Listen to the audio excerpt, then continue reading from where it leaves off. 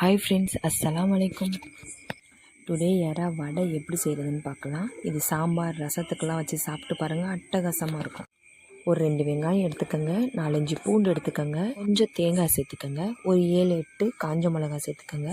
இது கூடவே எறாவையும் சேர்த்துக்கோங்க. கொஞ்சோண்டு எண்ணெய் ஊற்றி அடுப்பில் வச்சுருங்க. அடுப்பு சிம்லேயே வைங்க.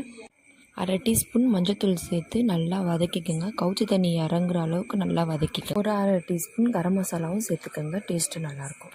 எல்லாம் போட்டு நல்லா மிக்ஸ் பண்ணிட்டக்கப்புறமா அதை நல்லா ஆறுறதுக்காக விட்டுருங்க. ஆறிட்டக்கப்புறம் மிக்ஸி ஜாரில் போட்டு பேஸ்ட்டு மாதிரி தண்ணி லேசாக சேர்த்து அரைச்சிக்கோங்க. உடச்ச கடலை மாவு எடுத்துக்கோங்க.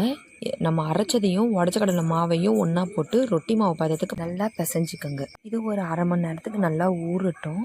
மாவு நல்லா ஊறினதுக்கப்புறம் நம்ம பொரிக்க ஸ்டார்ட் பண்ணிடலாம். தவா வச்சு எண்ணெய் ஊற்றி எண்ணெய் சூடானோன்னு மாவு இந்த மாதிரி கொஞ்சம் உருண்டையாக எடுத்து நல்லா கொஞ்சம் கனமாக தட்டி